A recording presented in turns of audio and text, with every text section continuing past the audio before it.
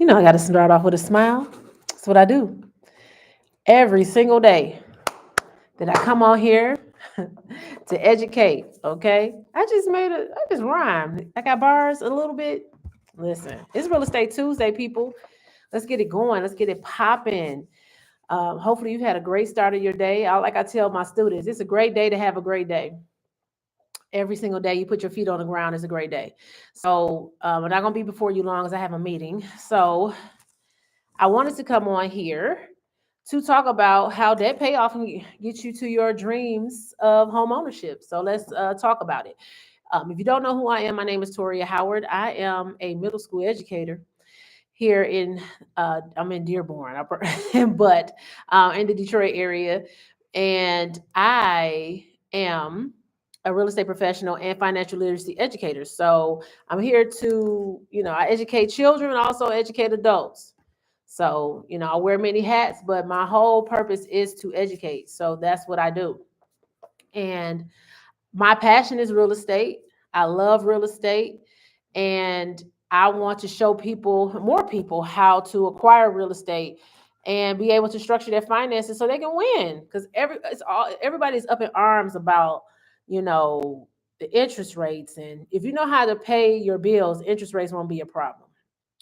And you just have to know what to do, right? So I'm gonna set this 10-minute timer because I got I got 10 minutes to go through this. So here we go. Like I said, drop a 1 in the comments if you're watching this live. Drop a 2 if you're new to my live, and drop a 3 if you're watching the replay. And I really appreciate it. Like, comment, and share. Let me get some energy. Let me know that you're here with me. So let me just say this. A lot of people, when they hear debt, it's scary. It's a scary word. Nobody wants to talk about it. Nobody wants to really deal with it. But there is credit card debt is in the trillions right now. And it's crazy. But it's ways that you can do it with the money that you already have. You just have to learn how to make your money work for you, right? So, in a sense, I tell people that I work with, my clients and everything, how important debt payoff is when it comes to real estate. Your debt to income ratio is a factor, and you have to be able to pay down your debt in order to get the best deal, right? So this is on the personal side. Of course, on the investor side, it'll be good debt because it's an income producing property, but that's another topic for a different day. So when you're on the personal side and you buy your personal residence, you want your debt as low as possible so that you can qualify for more, but you don't have to take more. You just want to be able to get the better deal. So that is coupling with paying down your debt. So debt reduction for financial stability. That's what you're looking for. You want financial stability. It's not about financial freedom and all that. You want financial stability. You want your foundation to be solid. So reducing your debt is a crucial step to home ownership because, like I said, that debt to income ratio is crucial. So usually when you have a higher credit score, if you have a 740 or higher, they'll take more debt. And if you have good debt, so you have good debt is when you have debt that's attached to income. If it's producing income and it's still, you have a loan on it, then that's considered good debt. So you can have higher debts. But if you have a lot of, things that you're just paying on and it's not paying you back, that is called bad debt a lot of times, especially if you're, over your head or under the water or however you want to put it. So you need to eliminate those debts. Now, student loan debts, a lot of loan officers and mortgage brokers are not really looking at the student loan debts because people are starting to pay them back, but there's ways you can get around that. I'm not going to discuss it on here, but if you become a client, I can show you and tell you what a mortgage broker told me that you can do to make the student loans not really matter. You just got to do a little something, with your loan servicer for the moment. And then once you get the house, you go back to it. So, but a lot of them are not looking at the student loan debt because a lot of people are still not paying on it. They're in deferment. So if they're in deferment, then it's not looked at. If you have a payment plan on it, then it's counted. Okay. So make sure that you understand the difference. If you're in deferment, it's good to go ahead and work on getting that house while it's in deferment, because that debt is not going to count. If you have something that you have a loan on and it's making money for you, then yes, it's going to be considered, but the income is also going to be considered because you are making income off of that debt. So that's going to reduce it. So if you have a high car loan, if you have high credit card debt, I talked about how you can, the same thing I talked about with your car loan, the same thing that you can do with your credit card debt. Now, your car loan is a installment loan. I do too. You winning all the money. Give me some money, Ronnie. Um, and your credit cards are your revolving debt. So you need to make sure that you have those trade lines. You have to have revolving and you have to have installment.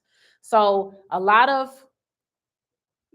mortgage brokers are accepting at least 4, but it's good to have 6. And you just have a good mix, but you have to have 40% of your debt to income ratio. That's if your credit score is lower than that 700 mark, like 740 mark. They might let you edge with the 700, but a lot of times, if you are like at the 680, 690, 700, you're still at the 40%. So the higher your credit score, the more debt you can have. And then, of course, usually, your income comes into factor. So just make sure that you are understanding that. Another thing is debt payoff while you're trying to buy a home it improves your credit score.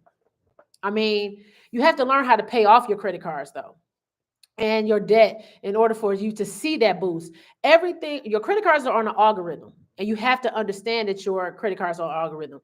They work on how you pay, and they report on how you pay. So you need to understand what's your reporting date, what's your statement date, and what is your due date. Those are 3 different dates that you have on your credit card statements. And your reporting date is when they report to the credit reporting agencies like TransUnion, Experian, Equifax. So you need to know that date. Call your credit card companies; they should be able to tell you. But if I will hang up and call somebody else and call back, and then somebody should tell you. But know your interest rate. Know how much you're getting charged either daily or monthly. Then you'll know how much extra you need to pay. I usually double that if you're trying to do it faster. You might have to do a little sacrificing for a little bit to get what you want, but that's just what it is, right? And your statement date, usually you'll be able to figure out what your reporting date is based on your statement date, because it's usually 2 to 3 days after your statement date. So your statement date is say like March 1st to April 1st.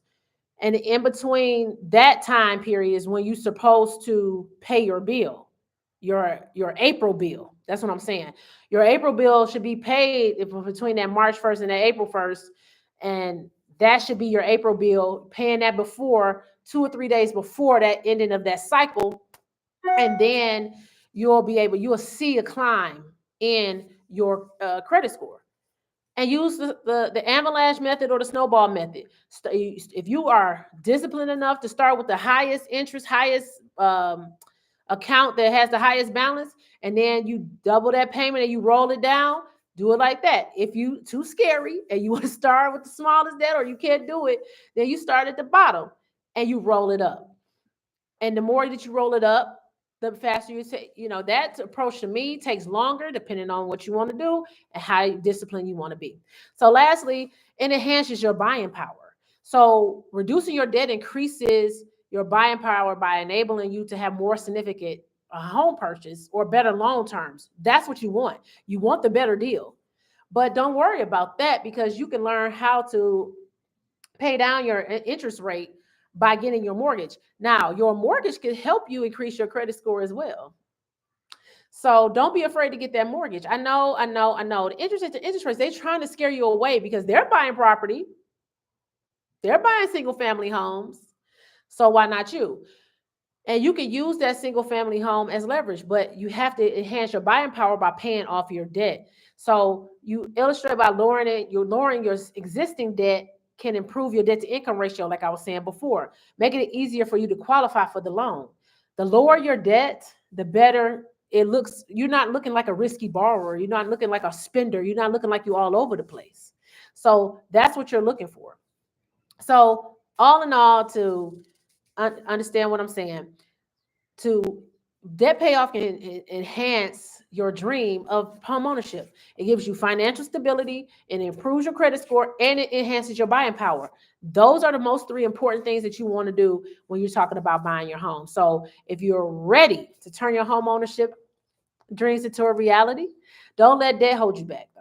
That's the thing, because it's not going to hold you back if you let it hold you back. So reach out to me today, and we can kickstart this. Let's kickstart this today towards your debt freedom, your home ownership dreams. DM me to know how to get started, because I want to help you be able to become a homeowner.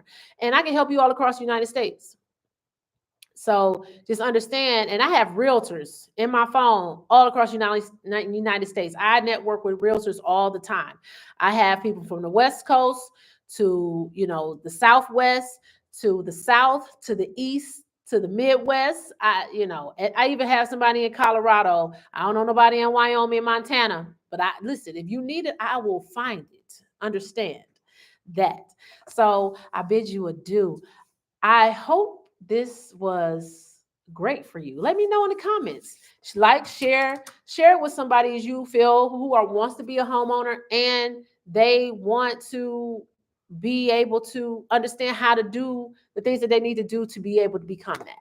So, home ownership is, it's not everybody's dream, but if it's your dream, reach out to me and I will definitely point you in the right direction and get you a plan that will definitely lead you to home ownership. We get to the closing table. We closing. My time is up. So I bid you adieu, and I'll see you in these social media streets. Have a blessed day.